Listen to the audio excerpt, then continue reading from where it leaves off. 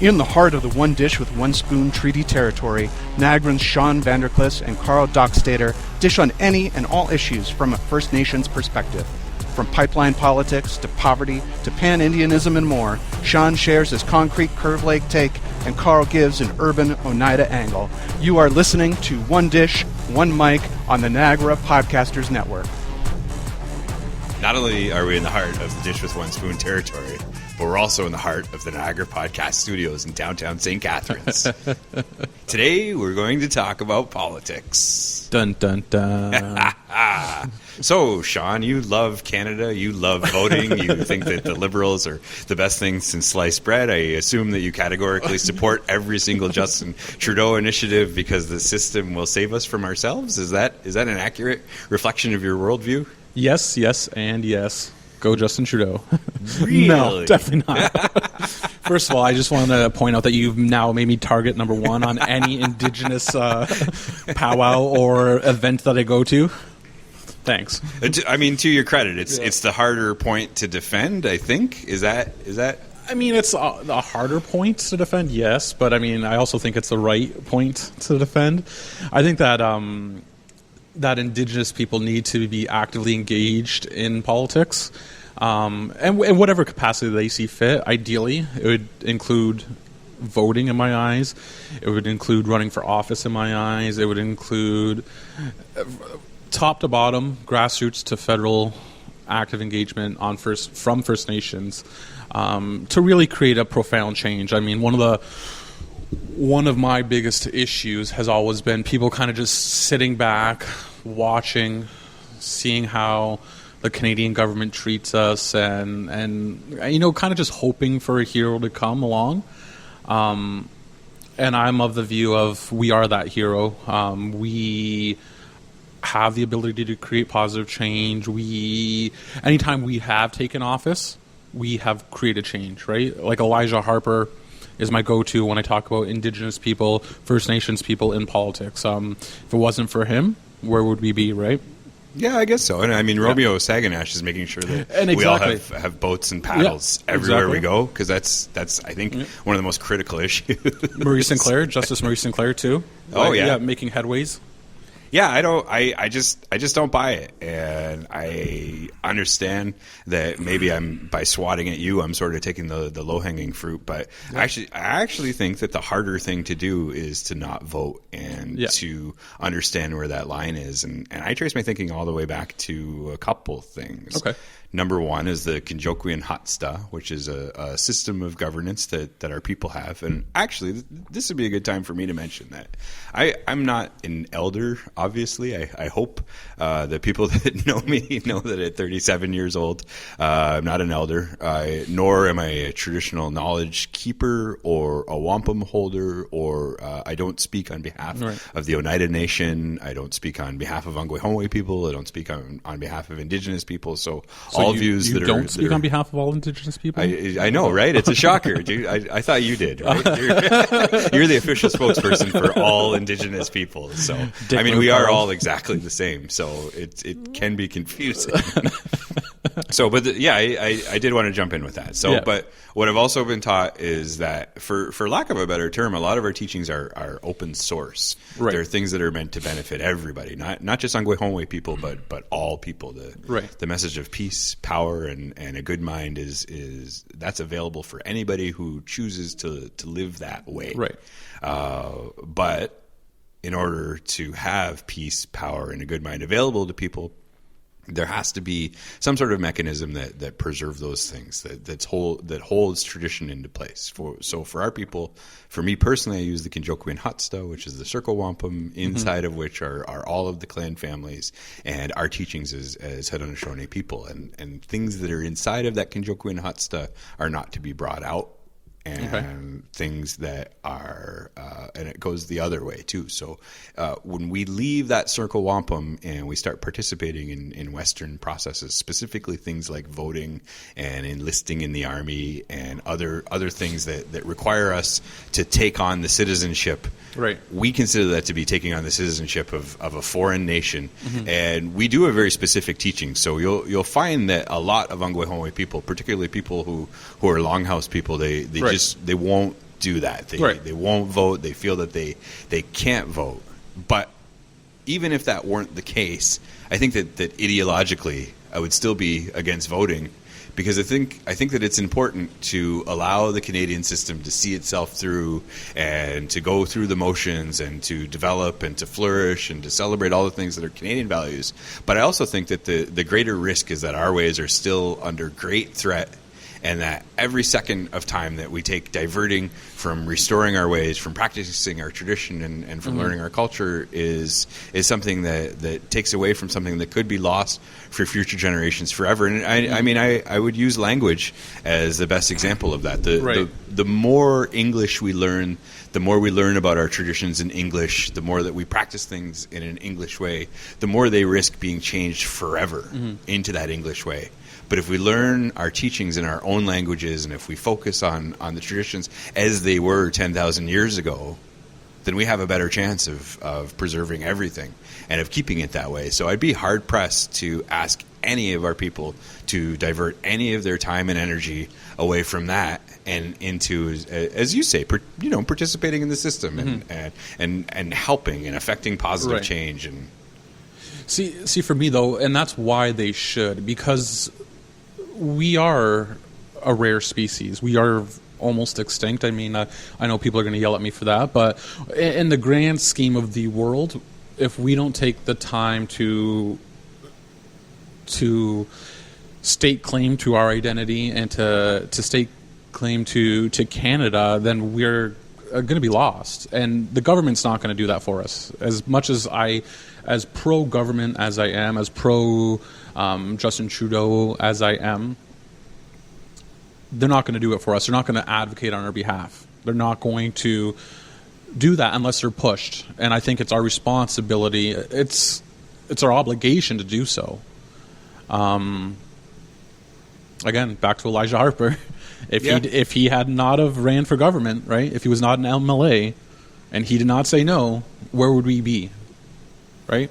Well, I mean, that's the great conflict, right? Because that's I carry a physical status card, and to me, that status card, it's government issued ID, and that in and of itself presents a conflict. Because on the one hand, I'm like, wow, it's a tool of the colonizers. I'm carrying this badge, this thing that says that you're this certain class of people, and so therefore, I'm living under the Indian Act, which is race-based legislation, which again, in and of itself is historically atrocious. And I'm looking at all these things and going, well, why do I do this? But I do carry that card, and I do exercise my rights as an Indigenous person, because again, it's the only way of upholding the treaty process and upholding treaty law. And I believe that those treaties are binding, not only to Canadian people, but to Ongwehongwe people. Right. So when those Dutch settlers came over in the 1600s, and we made that arrangement with the initial introducing the two-row wampum concept to those Dutch settlers in and around upstate New York back in the early 1600s, that I believe that not only did the Dutch and all settler people after them enter into those treaty agreements, but so did I. Right. So I have to follow those treaties myself, and the only modern way that I can do that is by referencing the 35th part of the Constitution Act, the hard work that Del Riley did with the Constitution Act back before 1982 and the Constitution Express, and by carrying my status card, and even if that means that there's going to be some eye rolling at the grocery store because I pull out my status card and I'm holding up the line or whatever, that those little things, like using my status card, like using my status card to cross the so-called international border, and by not voting, that all those things, in my opinion, are actually upholding the treaty process, and that's actually the thing that's going to help Canadian society. So are you sold? No. Definitely not. It's a good try, though. Okay.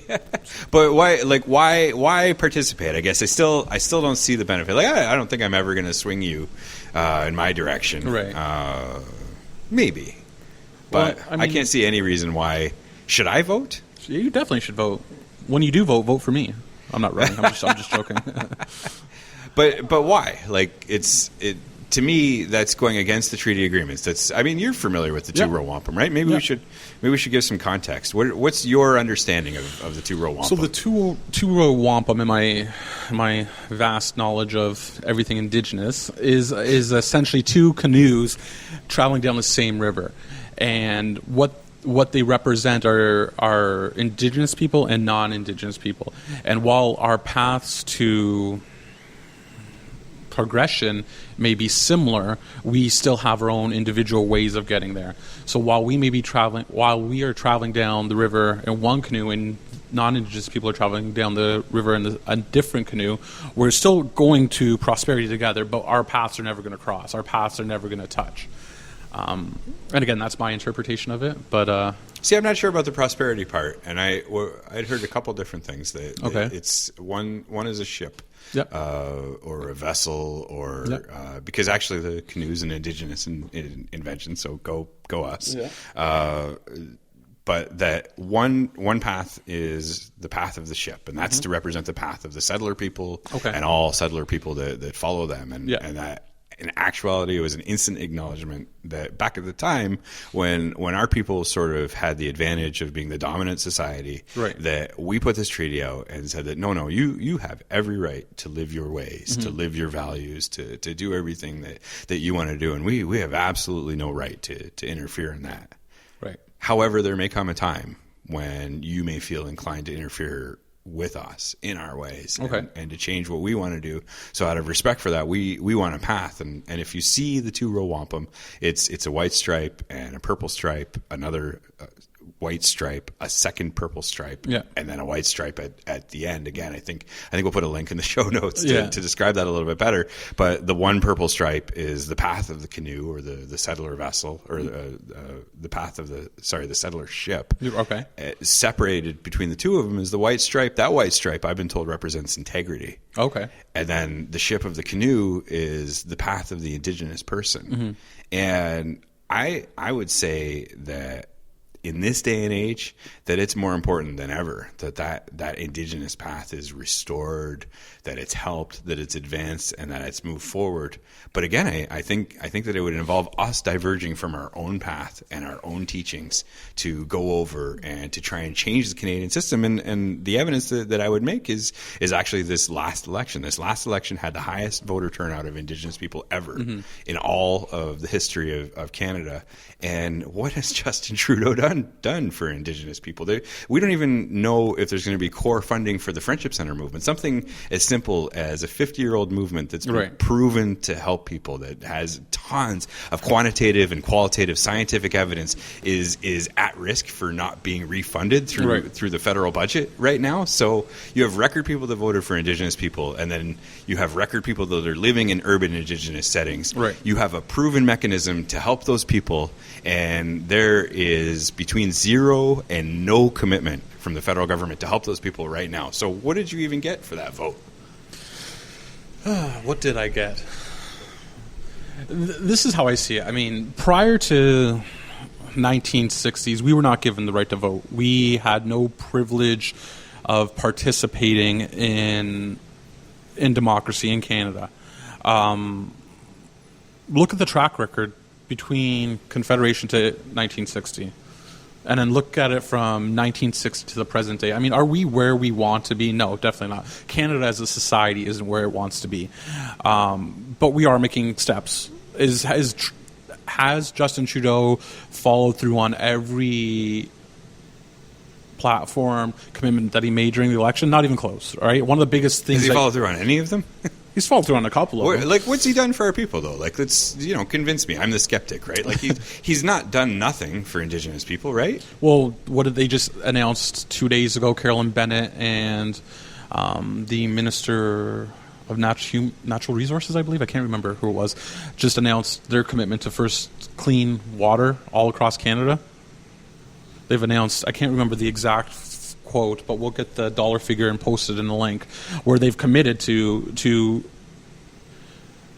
essentially bringing our water levels up to Canadian standards and Canadian society. That was, again, within the last couple days.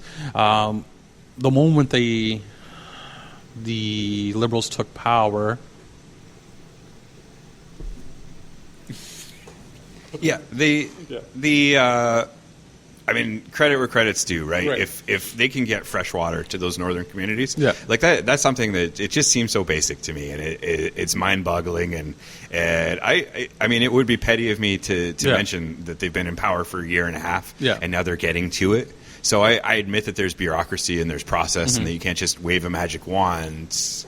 But then again, I saw a whole country galvanize behind fires in Fort McMurray and drop everything and spare no resource to make sure that and I don't want to minimize the tragedy. I think that people should help, and that what happened with Fort McMurray, I think that there's still a lot of tragedy and harm that happened there. But I would say that the level of tragedy of children in northern First Nations communities that don't have enough drinking water. I mean, where is the sense of urgency with that? And why did it take 18 plus months into the platform to get something done about it? I mean, for me, it's only money. That's all. To me, I think that's a short-sighted view, because while it has been 18 months, it's been about 100 years. Like when going back to it, I mean, it's been about 100 years since we've been ever equal, since non-native people have been without drinking water. You know what I mean? And stop saying in my opinion, like, it's not even the North that's the issue. You go to Six Nations. I've been to parts of Six Nations where you can't drink the water there, where you can't shower without emptying out your septic tank, or you can't flush the toilet without emptying out your septic tank.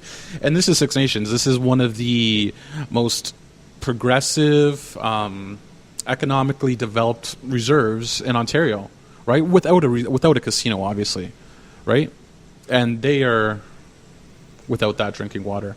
Well, I mean, I would say the Six Nations is one of the most progressive communities, but maybe not for the same reasons that you're saying. It is, again, for any listeners that don't know, it's the most highly populated reserve in all of Canada. It encompasses a very large land area. I think it might even be the physically biggest reserve in all of Canada. But I would say that the reason why the Six Nations Reserve is the most advanced is because Ava Hill is still not letting the Canadian census people come onto that reserve, because even though she's an elected chief, not a hereditary chief, that she has the foresight to realize that her people do not want to participate in that process. So it's tough, because the government could come and they could gather statistics that could ultimately be helpful.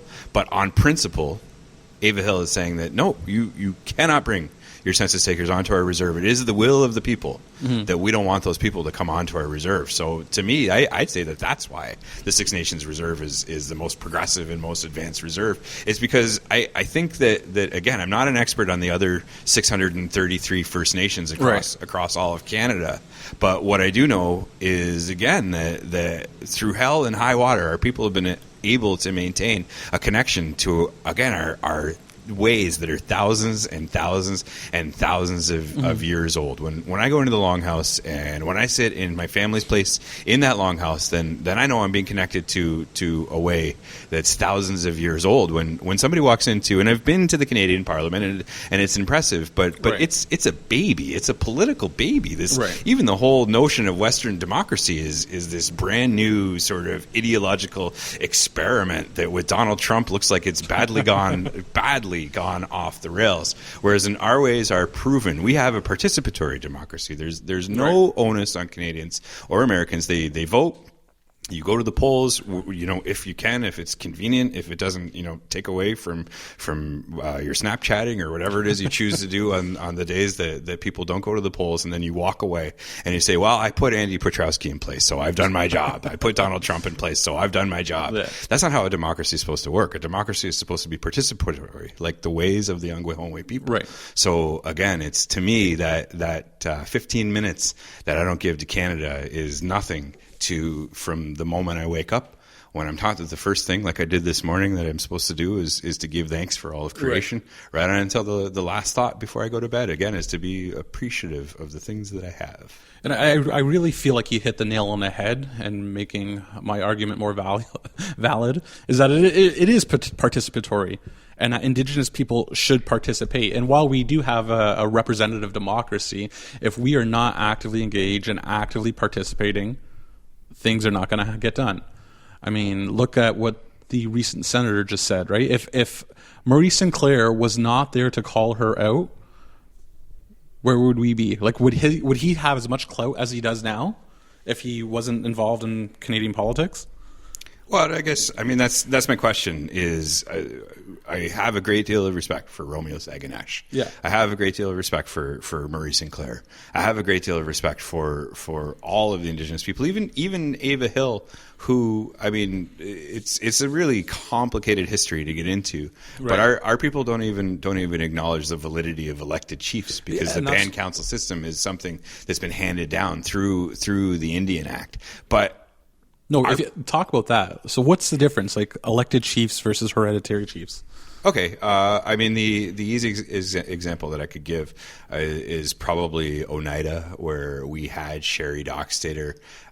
We now have a nice Cornelius gentleman that's an elected chief. In 1925, the RCMP went down to Six Nations, and there was still a fully functioning traditional government. So again, the government that I talk about that still, by the way, fully functions to this day. The Confederacy chiefs still meet every single month. The clan families are still fulfilling their responsibilities. That's our traditional government. That's the hereditary government. That's the government that I think all Six Nations people in their heart of hearts, I think we all acknowledge that that's the true government of our people. However, around 1924, 1925, it was becoming a little bit politically inconvenient to have this group of people that didn't see themselves as Canadians, that didn't follow Canadian law, that saw themselves as their own sovereign First Nation, and that made claims to land title that, again, predate any kind of settler claim to the land. So in 1924 or 1925, the RCMP came onto the Six Nations reservation, and at gunpoint, they went to the Longhouse and said that you're going to need to disband. This was a royal order that was given by the Prime Minister at the time, and said that you're going to have to disassemble this political system, and you're going to have a vote and decide what kind of a colonial government you're going to have. Right. So they went on, and less than a couple dozen of a population of hundreds and hundreds of people voted for a band council.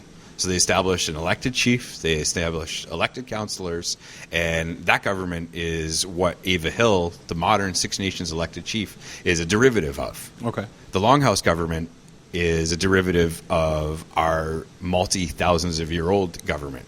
So when I talk about the two systems, the band council system and the hereditary system, then the hereditary system is the traditional system. The band council system is a completely different system. Contemporary Canadian government invoked system. Yeah, it's a colonial construct. So again, I mean, I should preface this by saying I believe in the Confederacy chiefs 100% through and through. I don't think that, first off, it didn't work. There's some doctrines that are generally accepted as ways to take things over, right? Mm-hmm. Like the doctrine of negotiation. If I agree to give you something, then it's yours. The doctrine of war is another. If I defeat you openly in the plain of battle, then again I can take what's yours, and that's accepted to be there. The doctrine of discovery is a historical that, maybe we'll talk about that one in a different episode. There are all these accepted sort of doctrines from within which a government can be dissolved, but the terms were never met. While the RCMP went with the guns, and while they alleged to have dissolved that government, they went and met immediately, secretly, but they still met immediately, and they just concealed that fact from the Canadian government. So again, it was never disbanded. It was never shut down. It's still the continuous force that exists in our people. So again, by participating in the band council system, of which, by the way, you have 18,000 to 24,000 registered Six Nations members. You have about 1,000 of them that vote. So 1 in 18 to 1 in 24 people vote in the band council system. So that in and of itself should tell you that the people aren't invested in the system. It's a colonial system, and it's a system that's fraught with the terrible history of Canada. Right. I mean, I think if you were to look at Canadian society as a whole, those numbers would probably be the same across the board. I think it's fair to say that the average citizen is not as engaged and is not as informed as they should be. So I don't think Six Nations is that far off when it comes to voting.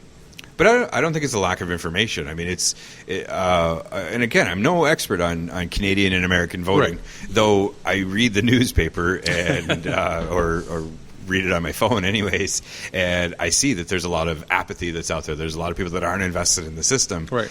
But then when it comes to our hereditary system, I see people that risk their lives to preserve our system. And actually, when you look at the greatest parts of Canadian and American history, when people were risking their lives out in the fields of battle to defend the values that were central to them, I think that that's almost reflective of how our people were. Like our people chose, and it was that traditional government that chose to. We officially, as the Haudenosaunee Confederacy, declared war on Germany twice throughout both world wars. We decided through our traditional hereditary government that we were going to declare that war, and so we agreed to send our troops over, and they were impactful. They made a big difference in both of the world wars that happened. So again, there have been times when our people have been invested, but right down to keeping the hereditary system of chiefs going.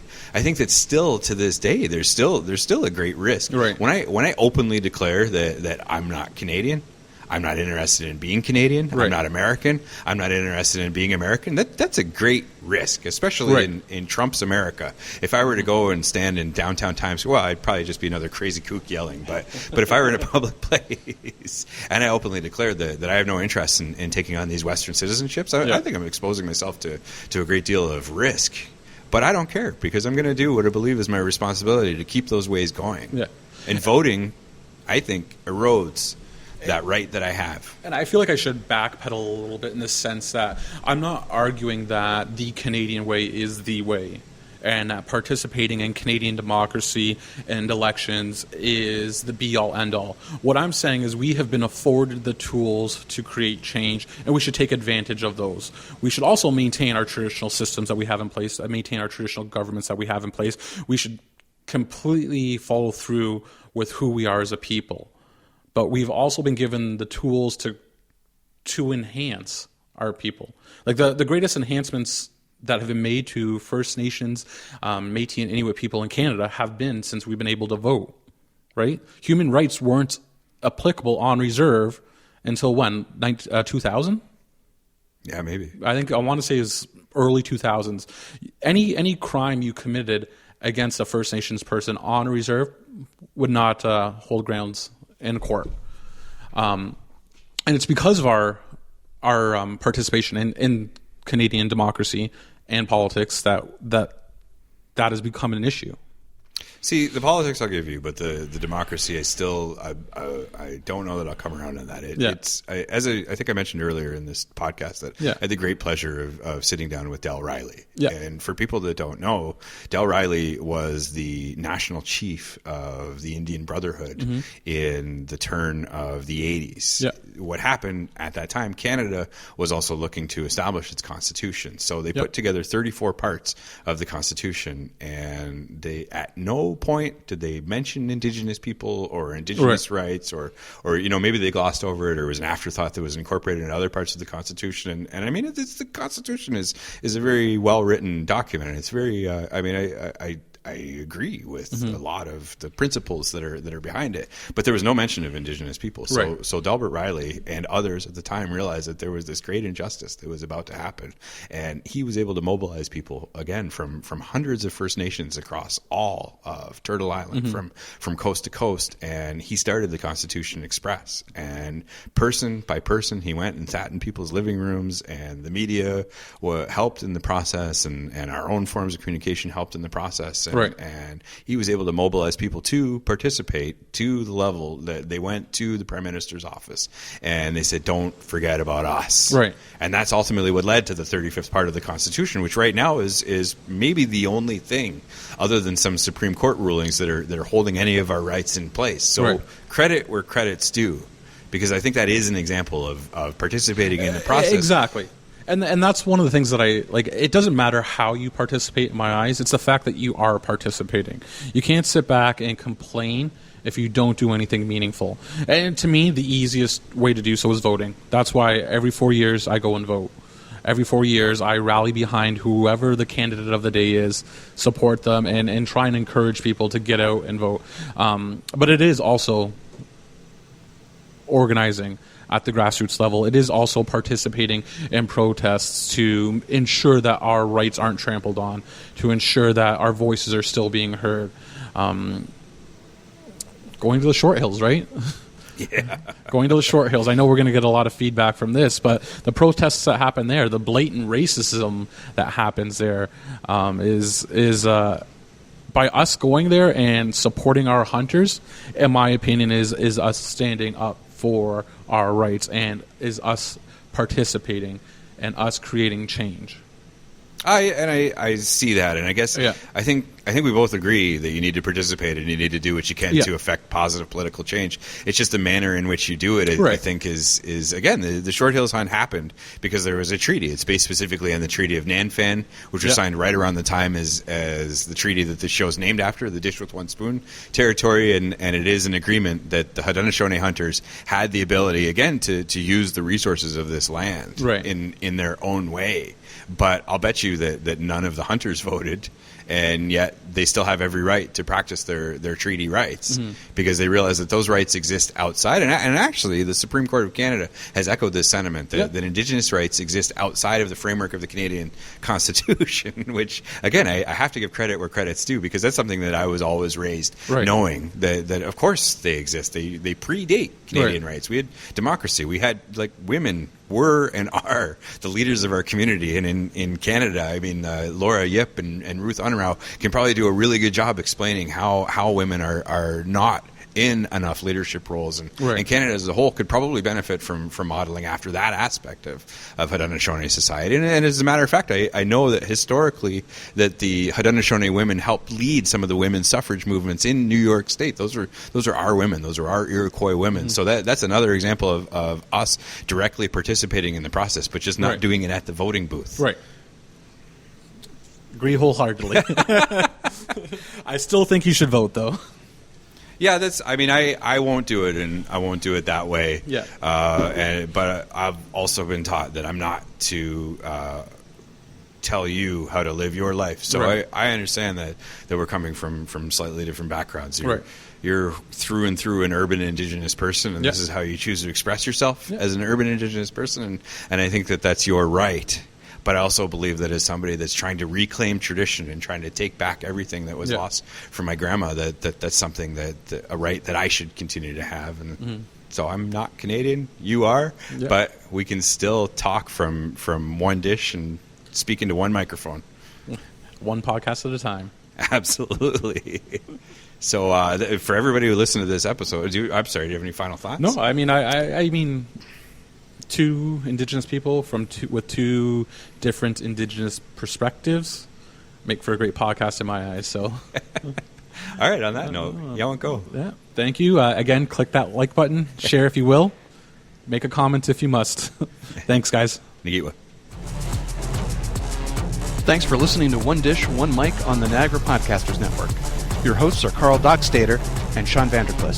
Recording is done at the Pop-Up Podcast Studio at Cowork Niagara, home of Niagara's independent workforce. Executive producer is Trevor Twining. Production assistance by Daniel Twining. Show artwork by Mitch Baird. Music by DJ Shub, used with permission. If you have show ideas or comments, you can reach us on Twitter @Niagara Podcasts.